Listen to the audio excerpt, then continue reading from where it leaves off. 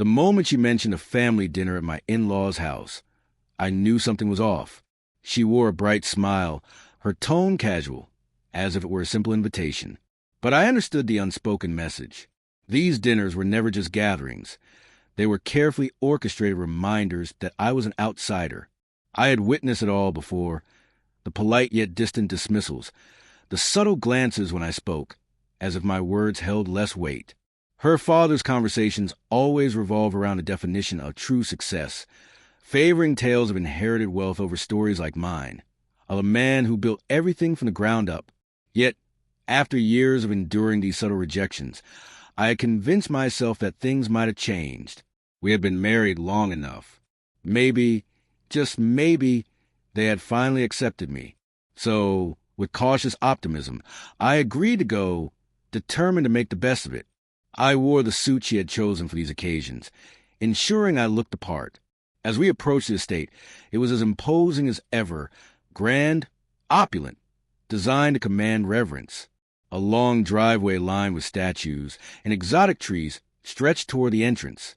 A valet took my car, directed me toward a stone pathway that led to an entrance fit for royalty.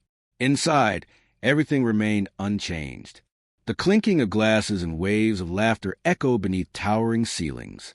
The same portraits of our ancestors adorned the walls, their stern expressions silently reinforcing the importance of lineage.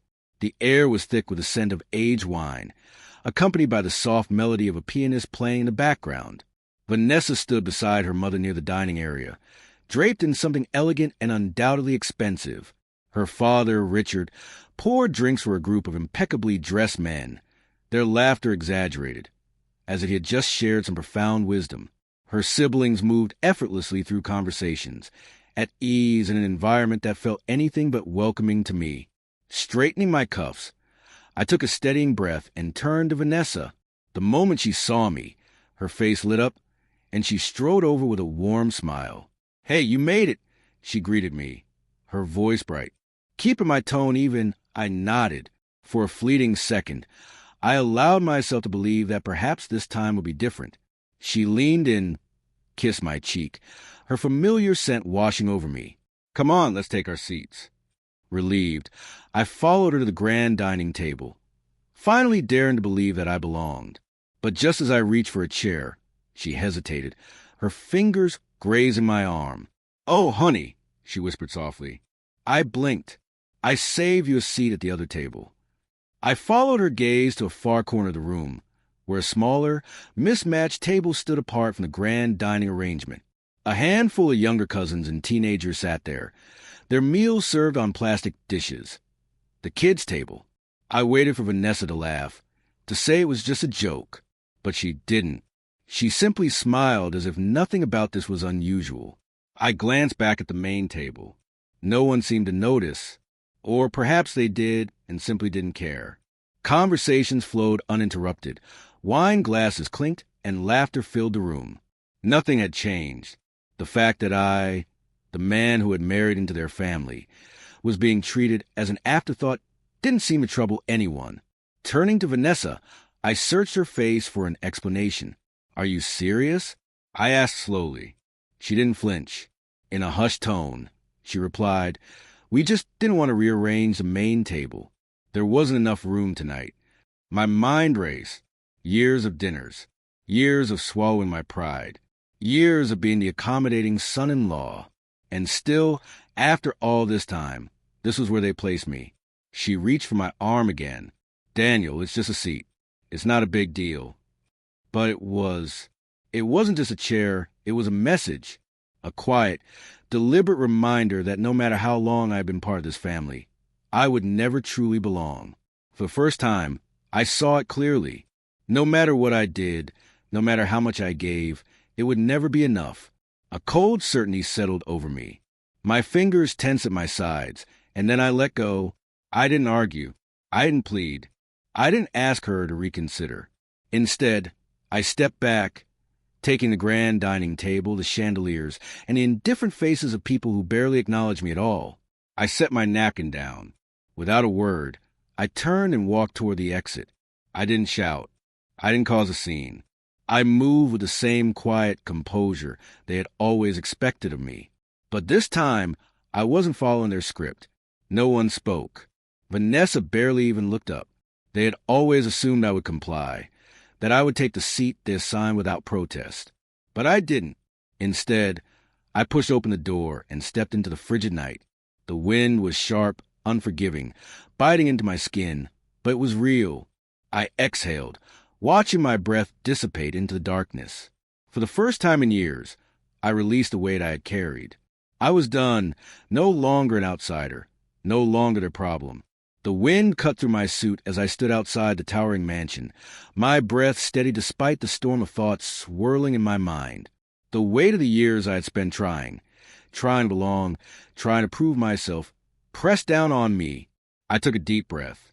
This wasn't just about leaving a dinner. I had been assigned a role, the quiet, patient husband, the outsider expected to smile, nod, and endure every passive remark and veiled insult. But tonight was different. From outside, I could still hear the muffled laughter, the clinking of expensive glassware, the voices of people who had barely acknowledged my departure. Or perhaps they had noticed and simply didn't care. I should have walked to my car, driven home, and let them bask in their arrogance. But something held me back, a pull, a deep, burning need for closure. So instead of leaving, I turned around. The moment I stepped back inside, the house's warmth enveloped me. It was too bright, too polished, too full of people who saw me as nothing more than Vanessa's lesser half. The dining hall buzzed with conversation. Plates passed effortlessly. Wine poured as though on cue. Vanessa laughed at something her brother said, her posture relaxed, completely at ease. She hadn't even noticed I was gone, and that realization hit harder than I expected. I had spent years trying to earn a place at this table, and when I walked away, she didn't even flinch. She didn't react. I wasn't waiting for silence either. The call dragged on longer than expected, a weighted pause stretching between us. For a fleeting moment, I wondered if Vanessa had hung up. I had said everything, every argument, every excuse, every empty promise. Then, finally, she spoke, her voice quieter now. "Can we just talk about this face to face?" I leaned against the kitchen counter, my grip tightening on my phone. Now she wanted to talk. After spending hours pretending I didn't exist, after letting her family diminish me, without a second thought, I stayed silent, letting the weight of her request linger. Then, in a steady, unwavering tone, I answered, "No.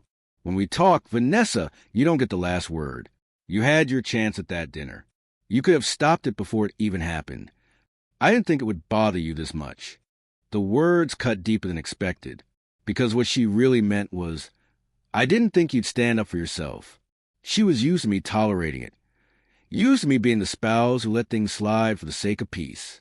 It had never crossed her mind that I might walk away. Then my phone buzzed again. Not a call this time. A message. "Vanessa, Daniel, I don't want to argue. Let's not do this over text." Of course, she didn't. Because having a real conversation meant facing the truth, acknowledging that she had allowed them to treat me as an outsider, that she had been complicit. I scrolled through the other messages. Margaret, her mother. "Daniel, we all love you. No one meant to upset you." Richard, her father. "You're acting like a child. If you want respect, earn it." Eric, her brother. "This is absurd. Just come back and stop exaggerating." I clenched my jaw. To them, this was nothing. They didn't see it. They never had. Then I came across a message I had already sent. A picture of the small table where they had expected me to sit. Captioned, "Your son-in-law's seating arrangement is interesting. I hope the adults are enjoying their supper." I knew it had struck a nerve. Their frantic messages only grew more desperate. Not because they cared about me, but because they cared about how they looked. Then a new message appeared, this time from an unknown number. "Caroline, her aunt. I saw your post, Daniel. I just want to say I understand why you left. I'm sorry no one spoke up at the time. You deserve better tonight." I blinked, reread her words. Someone understood. And that only made me angrier, because the rest of them never would. I exhaled slowly and typed a simple response. "Thank you." I hit send without hesitation. But it shouldn't have taken me leaving for someone to acknowledge it. Later, Caroline replied, "You're right. It shouldn't have." I stared at her message, feeling the weight of it settle in my chest. Because this wasn't just about tonight. It was about every time Vanessa laughed along when they dismissed me. Every time she stayed silent when they belittled my work, ignored my accomplishments. I had convinced myself for years that our marriage was stronger than their opinions, that it didn't matter. But was that really true? Or had I just been deceiving myself all along? I sat in the dark, my thoughts racing. Then another buzz. "Vanessa, I'm coming home. Can we talk?" I let out a slow breath. She was coming home, not because she had taken responsibility, not because she had defended me, but because I had forced her to face it. And for the first time, I wasn't sure if that was enough. I put my phone down, wiped my face, and waited. I had seen this argument coming for years. I had known that one day I would stop swallowing my pride, that eventually she would have no choice but to see what I had endured all along. And now that moment had arrived.